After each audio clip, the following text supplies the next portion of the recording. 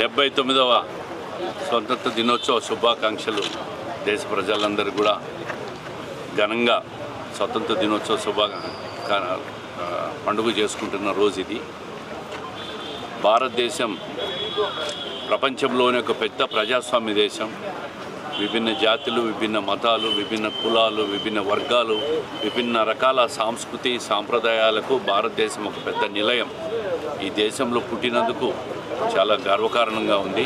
ప్రతి భారతీయుడు కూడా జాతీయ భావాన్ని పెంపొందించుకొని భారతదేశ సమగ్రతను, భద్రతను కాపాడాలని చెప్పి ఆ భావాన్ని పెంపొందించుకుంటూ 2047 అంటే 100వ స్వతంత్ర భారత దినోత్సవ శుభాకాంక్షలు ఆ రోజు ఒక